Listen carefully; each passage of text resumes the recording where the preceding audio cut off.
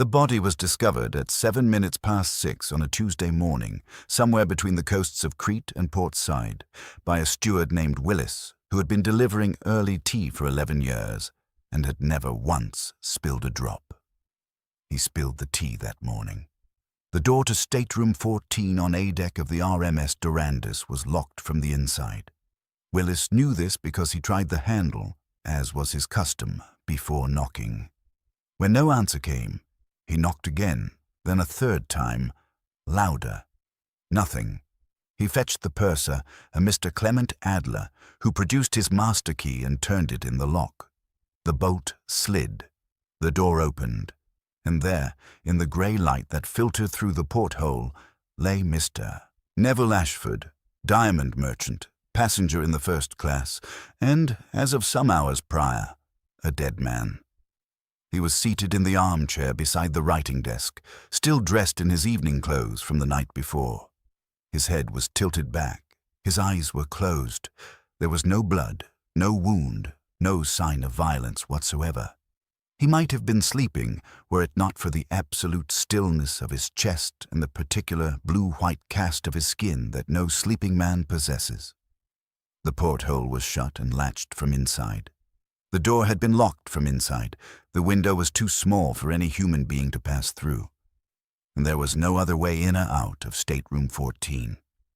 Willis stood in the doorway, his tray trembling, tea pooling on the carpet.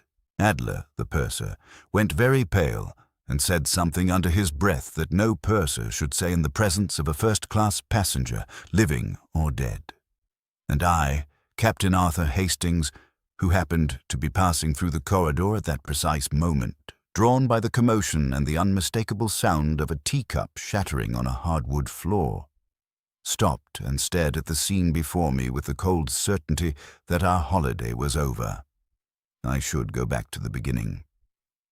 The RMS Durandus was not the largest vessel on the Orient Line, nor the fastest, but she had a reputation for quiet elegance that suited a certain kind of traveler, the kind who preferred understated comfort to ostentatious spectacle.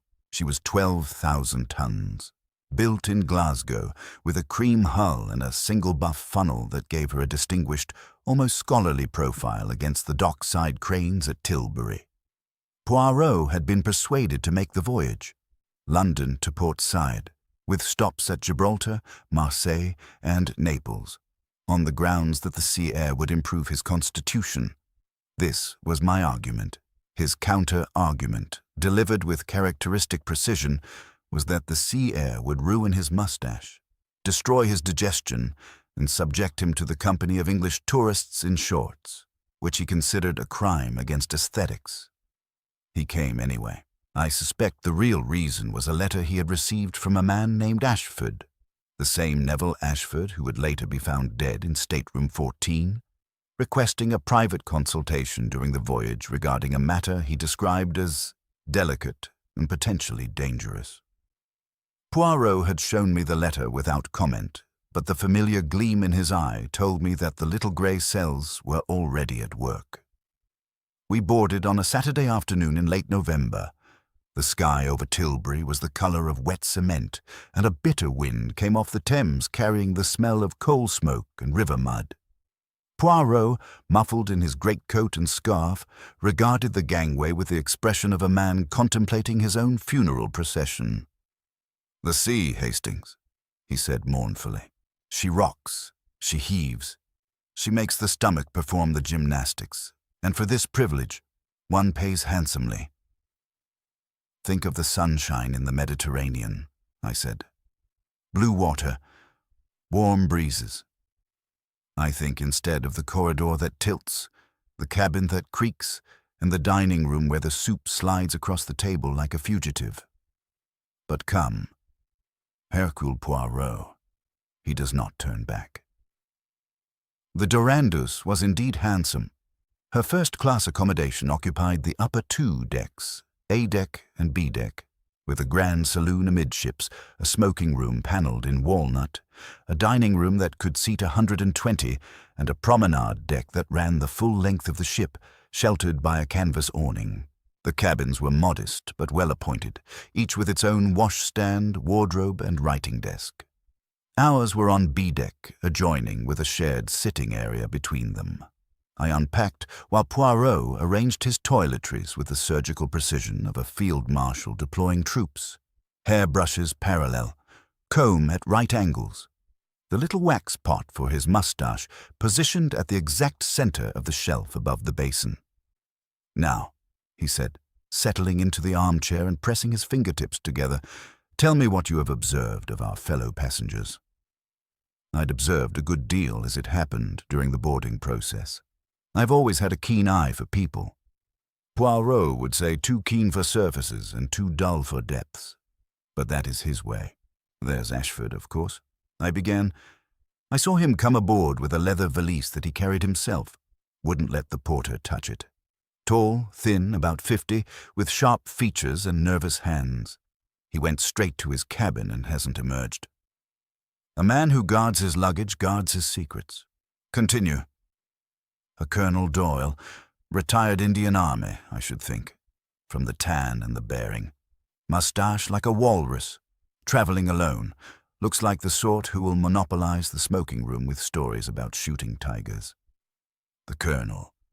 Yes, I noticed him also. And?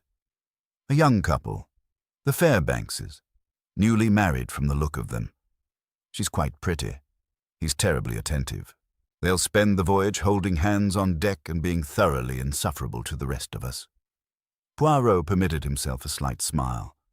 The romantic Hastings. Always he notices the pretty wives. Who else? A woman traveling alone, dark, striking, perhaps 35. Very well dressed. Italian, I think, or possibly Greek. She gave her name to the steward as Mrs. Marchetti. And there's an older chap. White-haired, scholarly-looking, with an enormous trunk of books. A professor of some kind. His name is Enderby. And that is all. That's the first-class list as far as I can tell. There may be one or two I've missed. You have missed one, Poirot said. A man who boarded very late, just before the gangway was drawn up. He carried no luggage, only a small attaché case. He did not speak to anyone.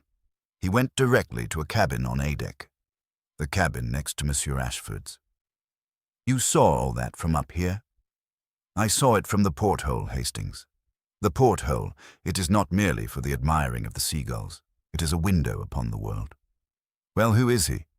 That, mon ami, I intend to find out. We dined that evening in the first-class dining room, which was panelled in pale ash with brass fittings and a skylight of leaded glass. The motion of the ship was gentle. We were still in the Channel. And the table, set with white linen and the Orient lines crested silverware, presented a scene of civilized comfort that even Poirot acknowledged with a nod of approval. The soup, I was pleased to report, did not slide. Our table mates proved to be Colonel Doyle and Professor Enderby, who could not have been more different if they had been selected by a casting director seeking dramatic contrast. The Colonel was 60, brick red, and spoke exclusively about things he had shot, eaten, or disapproved of. The Professor was 70, pale as paper, and spoke exclusively about ancient Sumerian funerary rites, a subject he pursued with the relentless enthusiasm of a man who has found his calling and lost his audience. Between them, Poirot navigated with diplomatic grace, steering the Colonel away from his third tiger anecdote and gently discouraging the Professor from describing the contents of a 4,000-year-old stomach in the middle of the fish course. I scanned the room. Ashford was not present. His table, set for one, remained empty throughout dinner. Mrs. Marchetti sat alone at a corner table, eating with elegant deliberation, her dark eyes occasionally lifting to survey the room. The Fairbanks were oblivious to everything except each other, and the late arrival Poirot had mentioned, the man with the attaché case, was nowhere to be seen. Ashford is avoiding company, I murmured to Poirot over dessert. Or being avoided. Poirot dabbed his lips with his napkin. I sent a note to his cabin this afternoon, introducing myself and proposing a meeting. He replied within the hour. He will see us tomorrow morning at 10 in his stateroom. Did he say what it was about? He said only this. I'm in possession of something that several people aboard this ship would kill to obtain. I need your help to reach Port Said alive. The words sent a chill through me that had nothing to do with the November night outside. Poirot folded his napkin into a perfect rectangle and placed it beside his plate. You see, Hastings, the Mediterranean beckons with more than blue water and warm breezes. It beckons with the possibility of murder. We never kept that appointment. By 10 o'clock the following morning, we had passed through the Strait of Gibraltar and into the Mediterranean proper. The sky opened like a promise. Cerulean blue, cloudless, the sea beneath it flat as poured glass. Even Poirot, who had spent the night complaining that the ship's motion was a personal affront, conceded that the view from the promenade deck was not entirely objectionable. At 9:45, we presented ourselves at stateroom 14 on A deck. I knocked. No answer. I knocked again. Nothing. Poirot frowned. He was most particular about the time. He would not be late for such a meeting. Perhaps he's gone to breakfast. His steward informs me he requested no breakfast tray and has not been to the dining room. I inquired. A prickle of unease ran along my spine. Poirot rapped on the door with his knuckles. A sharp, commanding sound. Monsieur Ashford, it is Hercule Poirot. Silence. Poirot turned to me, and I saw in his eyes that peculiar intensity that signaled the transition from social engagement to something harder, sharper, more urgent. Find the purser, Hastings. At once. What we found in stateroom 14 I've already described. But what Poirot observed in the minutes before the ship's doctor arrived and the captain was summoned was a great deal more than I had noticed. He did not touch the body. He stood in the center of the room, a space no larger than 12 feet by 8, and turned slowly, his eyes moving across every surface with the intensity of a searchlight. The key, he said. Where is the key? The purser, Adler, pointed. The cabin key lay on the writing desk, beside a fountain pen and an unused sheet of Orient Line stationery. The door was locked from inside, Adler confirmed. My master key opened it, but the bolt was engaged. See, there. He indicated the bolt mechanism, a brass slide bolt above the lock. It had been thrown shut from inside the room. And the porthole? The porthole was a standard ship's fitting, round, perhaps 14 inches in diameter, with a brass screw clamp that secured it shut. It was closed and clamped. Even had it been open, no adult human could have passed through it. The ventilation grill. Poirot pointed to a small metal grate in the ceiling, no more than 6 inches square. Standard fitting, Adler said. Connects to the ventilation shaft. Too small for anything really. Poirot nodded slowly. So, a room locked from the inside. No other entrance, no other exit. A man dead within it, and no wound, no weapon, no visible cause of death. He crouched beside the body, not touching, merely looking. His nose twitched. Hastings, come here. Tell me what you smell. I leaned closer, reluctantly. The faint sweetness of Ashford's cologne, the mustiness of the cabin, and beneath both, something else. Something faintly chemical, faintly bitter, like almonds left too long in a jar. Almonds, I said. Poirot straightened. His expression was grave. Not almonds, mon ami. Prussic acid, hydrocyanic acid, to give it its proper name. One of the most rapidly lethal poisons known to medicine. A single breath of the concentrated vapor can kill within minutes. The purser went white. Poison? On my ship? On your ship, Monsieur Adler. And administered in a manner that I confess I do not yet understand. For the question is not merely who killed Monsieur Ashford, but how. How does one introduce a lethal poison into a room that is locked from the inside, with the porthole sealed and the ventilation grill intact? He stood very still, his fingertips pressed together, his eyes half closed. I recognized the posture. The little grey cells were engaged. "There is one more thing," he said. "The valise. The leather valise that Monsieur Ashford carried aboard with such care.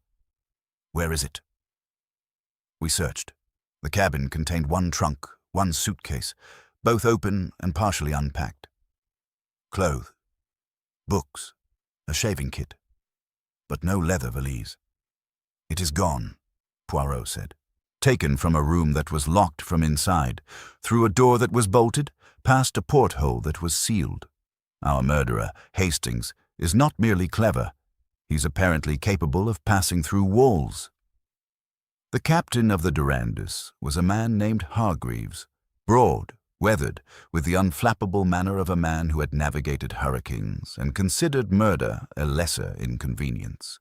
He received Poirot in his day cabin with bluff courtesy and a strong pot of coffee.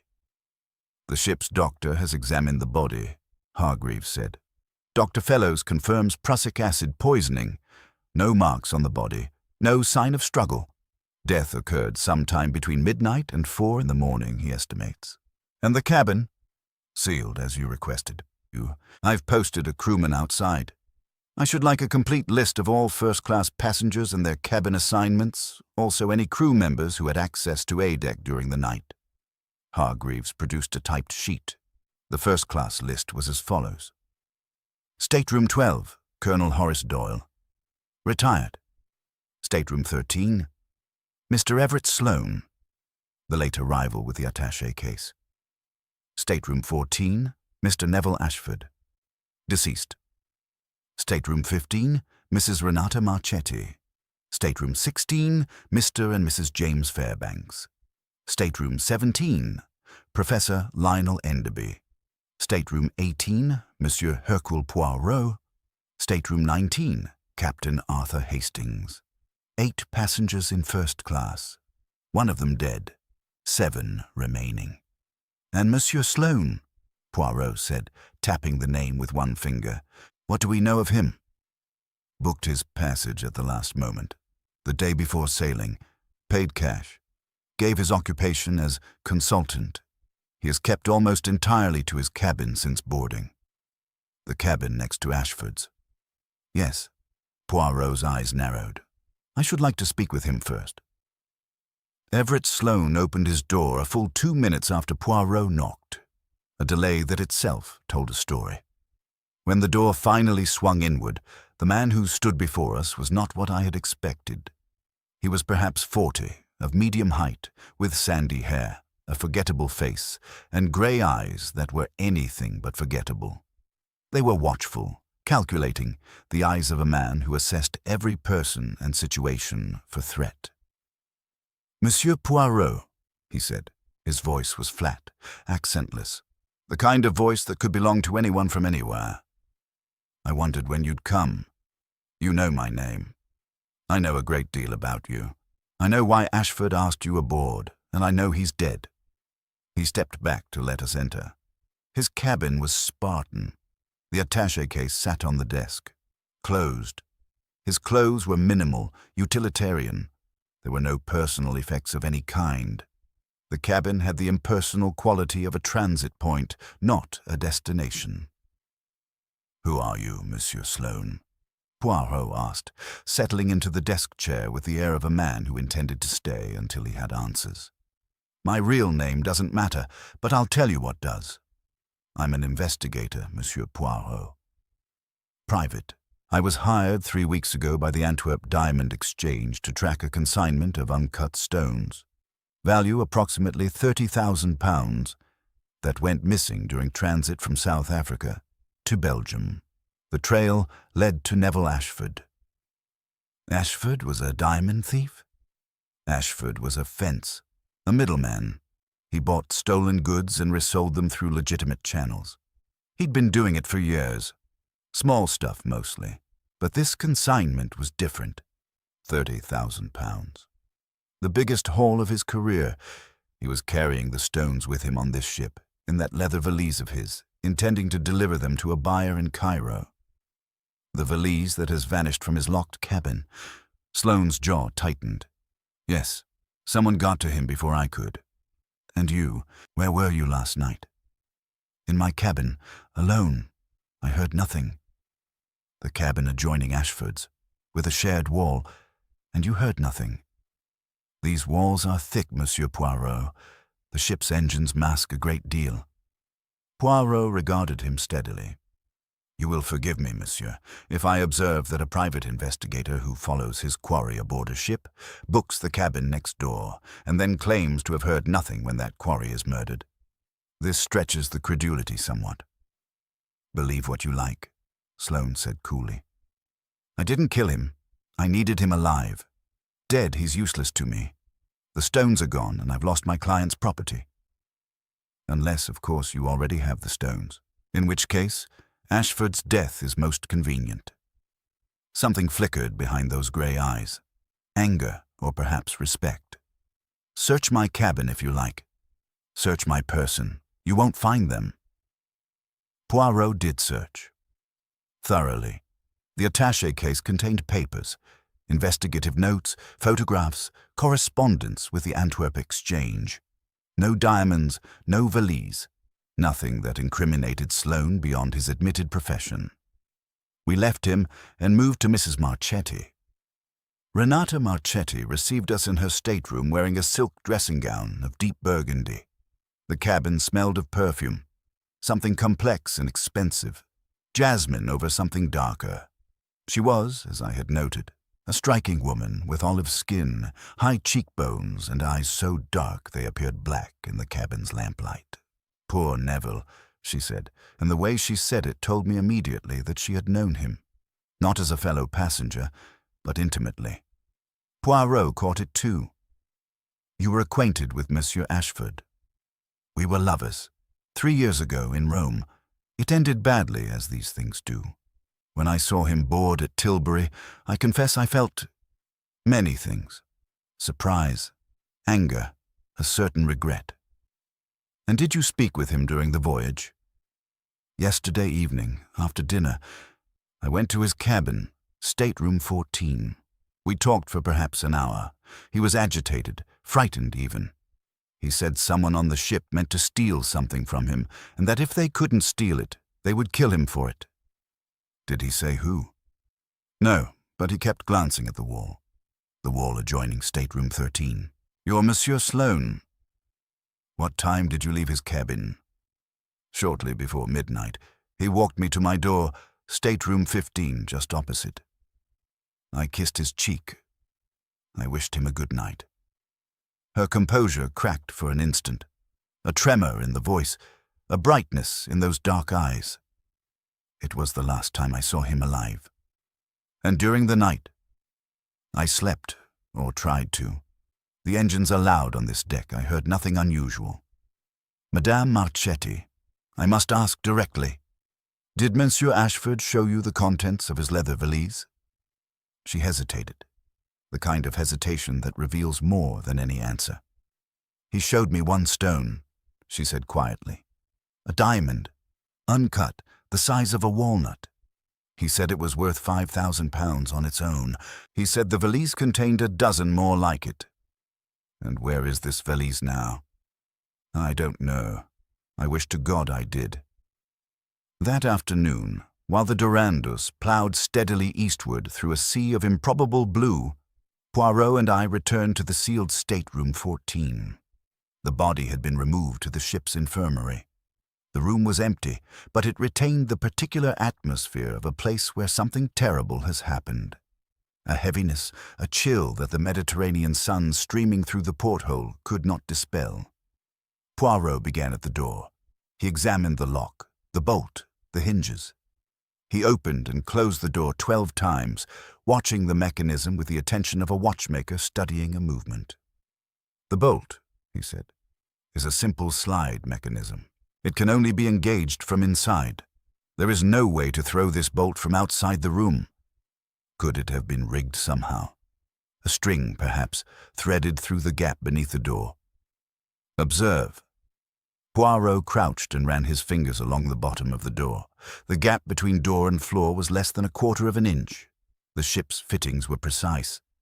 No string, no wire, no mechanism of any kind. The bolt was thrown by a hand inside this room. Then Ashford bolted the door himself, before the poison took effect. That is possible. He retires for the night, locks and bolts his door, a natural precaution for a man carrying £30,000 in diamonds. And then somehow the poison is introduced. But how? The porthole is sealed. The ventilation grill is too small. The door is bolted. Poirot moved to the porthole. He examined the brass clamp, the rubber gasket, the glass. He unscrewed the clamp and opened the porthole, letting in a rush of salt air. Then he closed it again, studying the mechanism with fierce concentration. The porthole was closed and clamped from inside, he murmured. But observe, Hastings, the clamp itself. See her. I looked. The brass wing nut that secured the clamp showed faint scratches. Fresh scratches, bright against the tarnished brass. Someone has opened and closed this porthole recently, Poirot said. The scratches are new. They are inconsistent with the normal handling of the mechanism. But even if the porthole was opened, no one could fit through it. No person, no, but a tube might. A length of rubber tubing inserted through the porthole through which a gas, prussic acid vapor, for instance, could be pumped into the room. The image was horrifying in its simplicity. A sleeping man. A tube slipped through a briefly opened porthole. Poison pumped into the confined space of the cabin. Death within minutes. And then the tube withdrawn. The porthole closed from outside. But the clamp. The clamp was on the inside. It doesn't work, I said. Even if someone pumped the gas in through the porthole, they couldn't have resealed the clamp from outside. Précisément, and that is the heart of our puzzle. Poirot pressed his fingertips together. Unless the porthole was closed from inside, unless Ashford himself closed it. A dying man, poisoned, gets up and closes the porthole. Not a dying man, a man who was not yet aware he was dying. Consider, the porthole is opened from outside, gently, quietly. The tube is inserted. The gas begins to fill the room. Ashford, sleeping, does not wake. But the cold air from outside, the draught, disturbs him. He stirs. Half conscious, he reaches for the porthole and closes it, latching the clamp by instinct, the habit of a man who always secures his room. And then the gas that has already entered the sealed cabin does its work. It was elegant. It was terrible. And it meant the killer had been outside the porthole, on the deck, in the middle of the night. The promenade deck, I said. It runs along A deck. Stateroom 14's porthole faces the promenade. Yes, and at 2 or 3 in the morning, the promenade deck would be deserted. Our killer walked along the deck, located the correct porthole, opened it from outside. The portholes can be opened from either side with some effort, inserted the tube, administered the gas, and withdrew. Ashford, disturbed by the draught, closed the porthole himself. By the time the gas took full effect, the room was sealed. A perfect, locked room. The victim created the seal himself. But the diamonds? How did the killer get the valise out of a locked room? Poirot's expression shifted, from satisfaction to renewed intensity. That is the second problem, and it is, I think, the more important one. For the locked room was theatre, Hastings, a spectacular illusion designed to distract us. The real question is not how the room was sealed, but how the diamonds were stolen. He stood in the center of the cabin and turned slowly, as he had done that morning. His eyes moved across every surface, every fitting, every joint and seam. The valise was not in this room when we entered. It was not beneath the bed, not in the wardrobe, not in the trunk. It is not hidden behind the paneling. I have checked every inch. It is simply gone. Then the killer must have taken it before the room was locked. Before? You mean Ashford handed his diamonds to his own murderer? Well, No, but perhaps the killer entered the room while Ashford was at dinner, took the valise, and the poisoning happened later as a separate act. But Madame Marchetti visited Ashford after dinner and describes him as agitated about the safety of his property. If the valise had already been taken, his anxiety would have been different. It would have been panic, not caution. No, the valise was still in the room when Marchetti left at midnight. Then how did it leave? Through the porthole. I stared at him. The porthole is 14 inches across. The valise was a soft leather bag, Hastings. I noticed it when Ashford boarded. It was not rigid. It was the kind of bag that can be compressed, folded, squeezed through a narrow opening by someone determined enough. You're saying the killer reached through the porthole before pumping the gas and pulled the valise out? Or after, while Ashford was already overcome? The gas works quickly, but there is a window, a few minutes, during which the victim is unconscious, but the concentration in the room is not yet lethal to someone reaching in briefly. A handkerchief soaked in an alkaline solution, held over the face, would offer crude protection. Enough time to reach through the porthole, grasp the valise from the desk where Ashford kept it beside him, and pull it out. Then the tube is inserted, the full concentration of gas administered, and the killer withdraws. It was possible. Just barely possible. A cool-headed, knowledgeable killer, working by starlight on the promenade deck, reaching through a porthole into the cabin of a drugged man. It required nerve, expertise, and, critically, precise knowledge of which porthole belonged to stateroom 14. Our killer, Poirot said, knew the ship, knew the cabin layout, knew which porthole corresponded to which room. This is not a casual murderer, Hastings. This is someone who planned meticulously. Over the next 24 hours, as the Durandus made her way past Crete and into the eastern Mediterranean, Poirot conducted interviews with the intensity of a man possessed. I kept notes and did my best to keep up. Colonel Doyle was blustering and unhelpful. He had slept soundly. Sleep of the just, eh? And heard nothing. He had no connection to Ashford, no interest in diamonds, and considered the entire affair a damned nuisance that was ruining his voyage. But when Poirot asked, almost casually, whether the colonel had served in South Africa, something shifted behind those walrus-whiskered features. Briefly. Boer War. Why?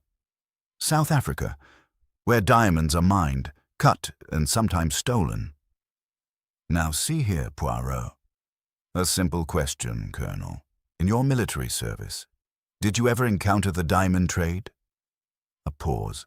Then, grudgingly, there was a business, in Kimberley, after the war.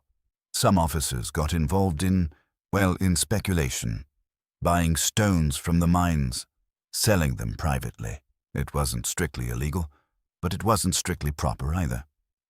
And was Neville Ashford known to you in that context? The colonel's face darkened. I knew an Ashford in Kimberley. Young fellow, sharp. Too sharp. He was one of the middlemen. I bought a stone from him once, a small diamond for my wife.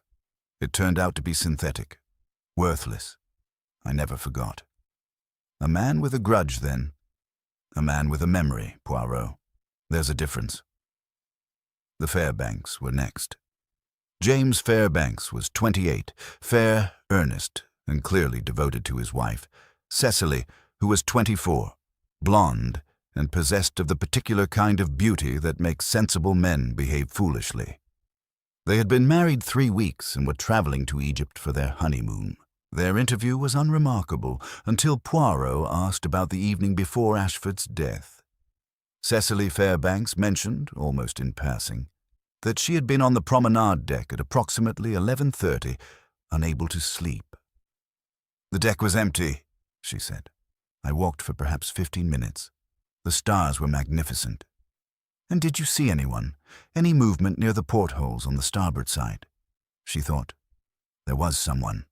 A figure near the forward end of the deck. I couldn't see clearly. It was very dark. But they were standing by the railing, looking at the portholes. I thought it odd. Then they moved away, toward the stern. I didn't think anything of it at the time. Could you describe this figure? Man or woman? Tall or short? I'm sorry, it was too dark, but I had the impression of a man. Tallish, wearing a dark coat. That description matched half the men on the ship. Professor Enderby, when summoned, proved unexpectedly interesting. Beneath the donnish exterior and the endless Sumerian anecdotes lay a mind of considerable sharpness. He listened to Poirot's questions with bright eyes and answered with a precision that surprised me. I knew Ashford by reputation, he said. Not as a diamond man, though I suspected as much, but as a collector. He had acquired several Mesopotamian artifacts through channels that were, shall we say, ethically questionable. He approached me 2 years ago to authenticate a cylinder seal. I refused. The provenance was dubious, and I do not lend my name to doubtful objects. Was he angry? He was civil. Men like Ashford are always civil. It's their profession. But he remembered, and I remembered. When I saw him board at Tilbury, I confess I was curious about what he might be carrying this time. You suspected the diamonds. I suspected something valuable. A man who carries his own luggage on a luxury liner is either a miser or a courier. Ashford was not a miser.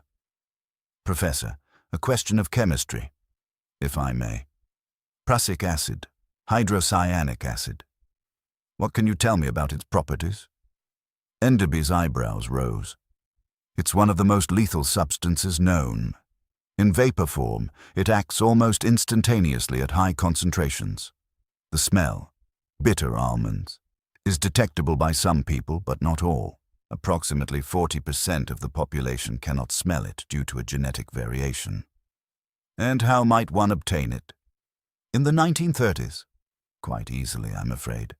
It has industrial applications: photography, metallurgy, fumigation. A competent chemist could synthesize it from potassium cyanide. And potassium cyanide itself is available to jewelers and metallurgists for use in electroplating and gilding. Jewelers, Poirot repeated softly. Such as a diamond merchant. Or anyone in the trade, yes. That evening, Poirot dined alone in our shared sitting room. He had ordered a tray and sat before it untouched, lost in thought, his tisane growing cold. The pieces do not fit, Hastings, he said at last. They are all here. I can feel them, but the arrangement, the pattern, it eludes me. The killer is obviously Sloane, I said. He followed Ashford aboard. He booked the adjacent cabin. He had access, motive, and the expertise of a professional investigator. And yet the diamonds were not taken through the adjoining wall, but through the porthole.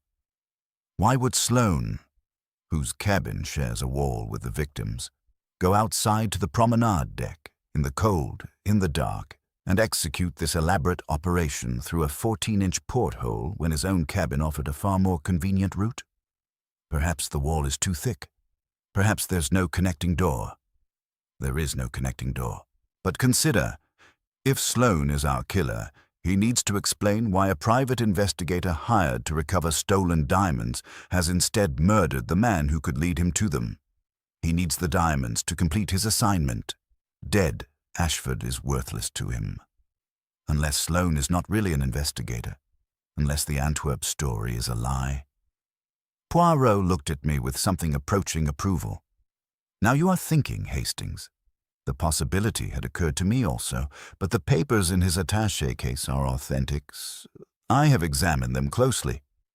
The correspondence with the Antwerp Exchange is genuine, which means either Sloane is telling the truth or someone has gone to extraordinary lengths to create a false identity.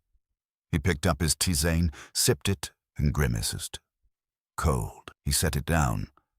There is one person we have not yet fully considered. Who? The dead man himself. We know Ashford was a diamond fence. We know he was carrying £30,000 in stolen goods. We know he feared for his life, but we have taken his fear at face value, Hastings. What if the danger he perceived was not the danger that killed him? What if the threat came from a direction he did not expect? It was the morning of the fourth day, the day before our scheduled arrival at Port Said, when Poirot asked me to accompany him to the ship's infirmary. Dr. Fellows, a brisk Scotsman, had completed his examination of Ashford's body and his personal effects. "I've found something curious," Fellows said, laying out the contents of Ashford's pockets on a steel tray. A wallet, a pocket watch, a handkerchief, a ring of small keys, and a folded piece of paper. Poirot unfolded the paper. It was a letter, handwritten, undated, unsigned.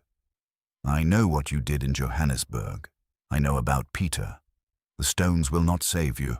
Nothing will save you. You are already dead." "Peter," Poirot murmured. "Who is Peter?" No one knew, but the letter changed everything. This was not merely a theft.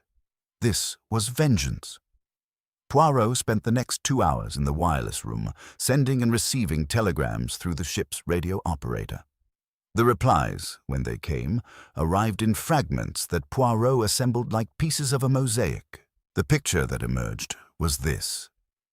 In Johannesburg, 18 months earlier, a young diamond cutter named Peter van der Berg had been found dead in his workshop.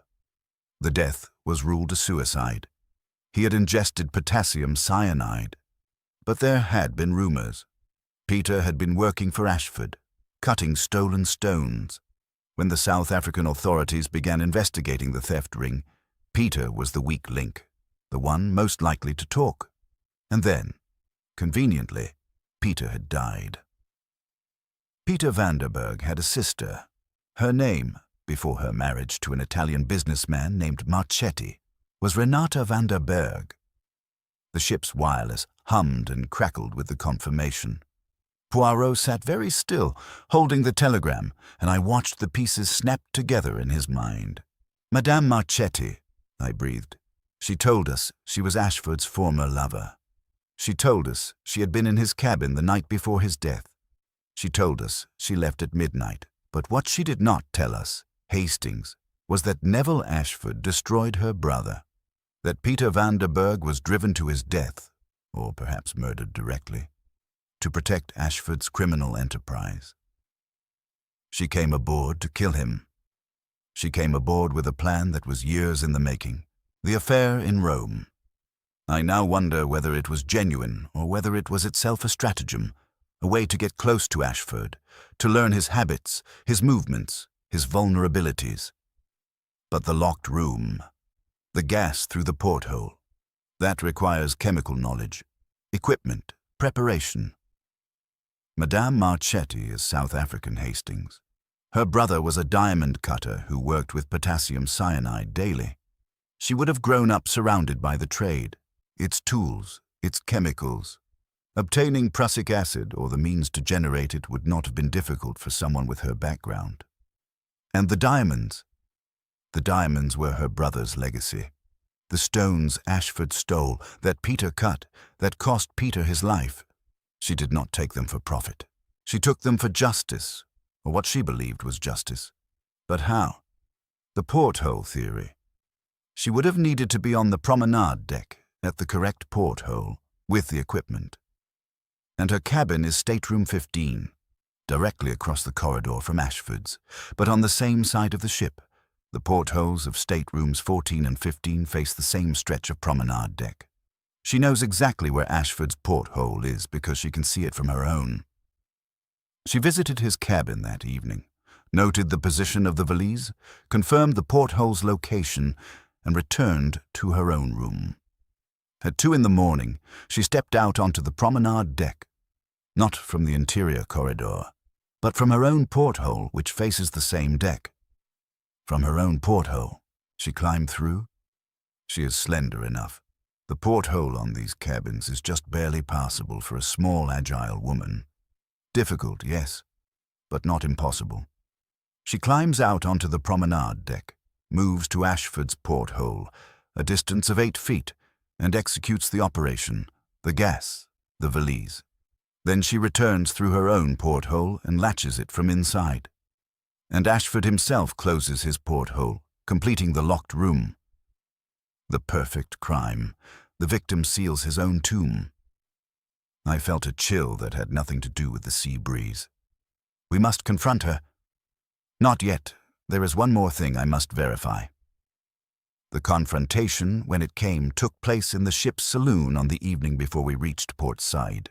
Captain Hargreaves had agreed, reluctantly, to Poirot's request for a formal gathering. The first-class passengers assembled in a space that seemed too elegant for the ugly business at hand. The crystal decanters, the polished wood, the Orient Line's crest gleaming above the fireplace.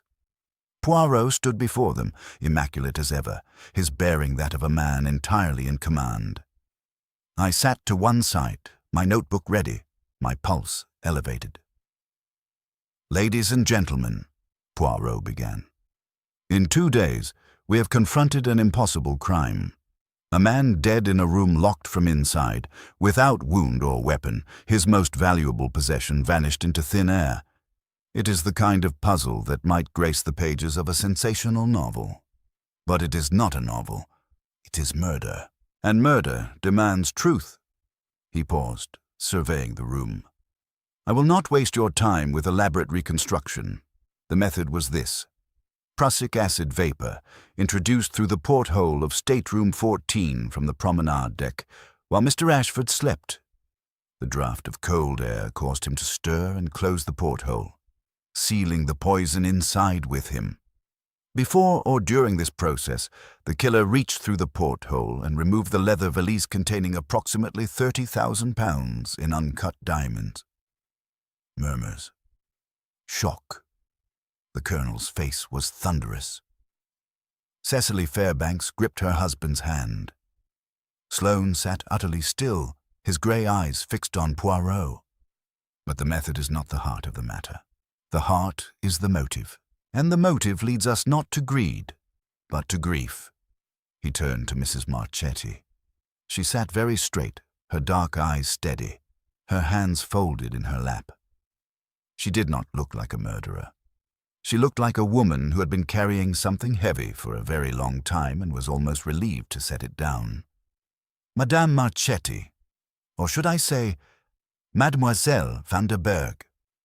A sharp intake of breath from the room. Marchetti did not flinch. "Your brother, Peter van der Berg, was a diamond cutter in Johannesburg. He was recruited by Neville Ashford to cut stolen stones. When the authorities closed in, Ashford silenced Peter, whether by coercion that drove him to suicide or by more direct means. The result was the same. Your brother died, and Ashford continued his business untouched." "He killed him." Marchetti's voice was low, controlled, but beneath it ran a current of rage so deep it seemed to vibrate in the wood panels. "Peter did not kill himself. Ashford fed him the cyanide in his coffee and staged it as a suicide. I know because Peter wrote to me 3 days before he died. He said Ashford had threatened him. He said he was afraid. And then he was dead. And so you planned your vengeance. I planned justice. The police would not act. The authorities in Johannesburg ruled it suicide and closed the case. Ashford was untouchable. He had money, connections, lawyers. My brother was just a cutter, a nobody, so I became somebody. I married Marchetti for the name and the passport. I tracked Ashford for 18 months. I learned his roots, his habits. When I discovered he was sailing on the Durandus with the stolen stones, I booked passage. And the affair in Rome? Real. God help me. It was real. I intended to get close to him, to learn his operation. I did not intend to feel anything, but Neville could be. She stopped. Her composure cracked for the first time. He could be charming, when he wished to be. The cruelty was hidden so deep you only discovered it when the knife was already in. "Tell me about the night he died." She drew a breath. "I visited his cabin at 10. We talked. He was afraid. He knew someone was watching him. He showed me the valise, the stones. My brother's stones. Cut by his hands. I could have taken them then. I could have struck him then. But I waited. Why? Because I wanted him to know. I wanted him awake, facing me, understanding why. But when midnight came and I returned to my cabin, I knew I couldn't do it that way. I am not violent by nature, Monsieur Poirot. The idea of confronting him, of watching his face, I couldn't. And so you chose the method of the locked room. I chose the method that my brother knew best. Cyanide, the tools of his trade, the weapon Ashford used against him. At 2 a.m, I climbed through my porthole onto the promenade deck. I carried a glass flask of prussic acid and a length of rubber tubing. I opened Ashford's porthole. It required force, but I managed. I inserted the tube. I poured the acid into a warming dish that vaporized it into the cabin. It took less than 5 minutes. And the valise? I reached through the porthole and took it from the desk. He was already still. I pulled the valise through. It was tight, but the leather compressed. Then I withdrew the tube, and he, in his last movements, I think, he reached for the porthole and closed it. I heard the clamp engage, and I returned to my own cabin. The silence in the saloon was absolute. "The stones are in my cabin," she said quietly, "in a hollowed-out book on the shelf. You will find them all, every one. I was not going to sell them. I was going to return them to the exchange in Antwerp anonymously. They belonged to the people Ashford stole them from. I wanted no profit from my brother's death." Sloane leaned forward. "The Antwerp exchange will confirm the consignment. If the stones are returned, the stones will be returned," Poirot said firmly, "and Madame Marchetti will face the consequences of her actions. For murder, however motivated, is still murder." Marchetti nodded slowly. "I know. I have known since the moment I poured the acid. There is no escaping what I've done. I only ask—" Her voice faltered. "I only ask that the world knows what Ashford was, what he did to Peter, that the truth is told." Poirot looked at her for a long moment. His expression held something rare for him. Not merely the satisfaction of a puzzle solved, but genuine sorrow. "The truth, madame, will be told. Hercule Poirot guarantees it." Captain Hargreaves signaled to the ship's officer at the door. Mrs. Marchetti, Renata van der Berg, rose and walked out of the saloon with the same composed elegance with which she had entered it. She did not look back. We reached Port Said on a Thursday morning, the sky white with heat, the harbor a chaos of small boats, shouting men, and the mingled smells of spice and diesel. The Egyptian police were waiting at the dock, summoned by wireless from the ship. Madame Marchetti was escorted ashore quietly, without drama. She carried nothing. Her possessions, such as they were, remained in her cabin. The diamonds had been recovered and placed in the captain's safe, pending their return to Antwerp. The other passengers disembarked with the dazed relief of people who have survived something extraordinary and wished never to speak of it again. Colonel Doyle shook Poirot's hand with gruff respect. "Damned clever, Poirot. Damned clever, though I wish you'd solved it before the woman ruined my holiday." Professor Enderby lingered to deliver a final thought. "You know, Monsieur Poirot, in the Sumerian legal code, a distinction was drawn between murder for gain and murder for honor. The penalties were quite different. The British legal code makes no such distinction, Professor." "No, but perhaps it should." Enderby adjusted his spectacles and ambled down the gangway, his enormous trunk of books swaying behind him on a porter's trolley. Sloane was the last. He found Poirot on the promenade deck, staring out at the flat brown coast of Egypt. "You solved it faster than I expected," Sloane said. "You knew it was her."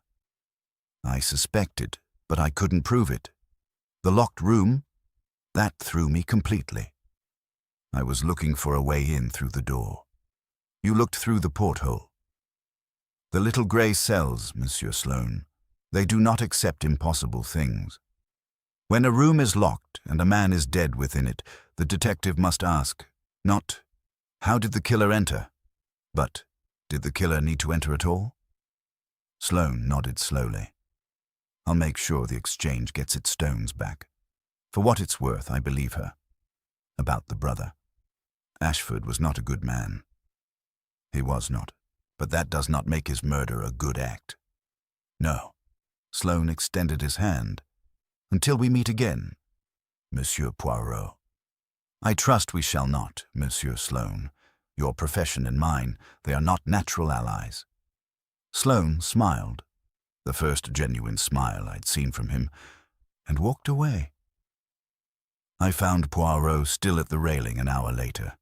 The Durandus was being refueled. The harbor bustled beneath us. A hot wind blew off the desert, carrying sand and the scent of something ancient. You're troubled, I said.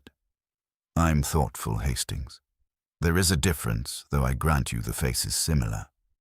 About Mrs. Marchetti. About justice. She killed a man who destroyed her brother. The law says she must be punished. The heart says something different.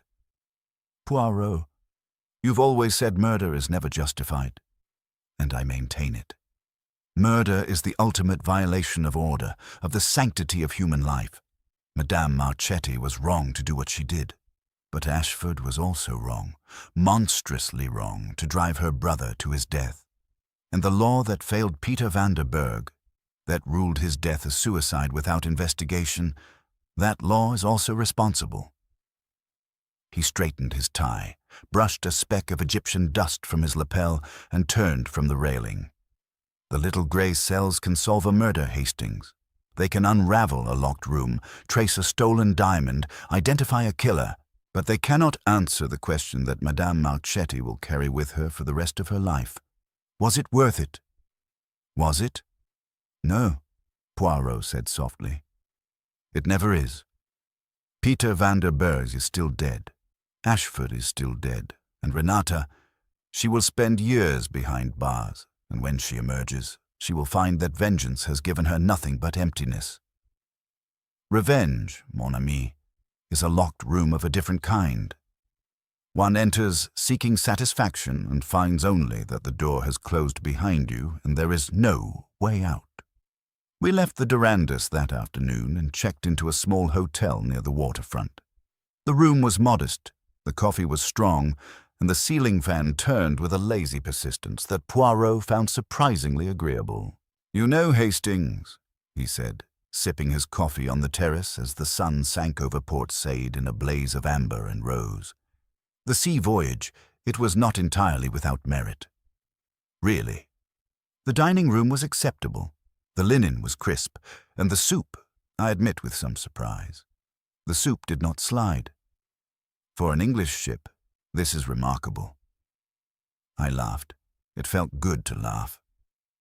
The weight of the past few days lifted, just a little.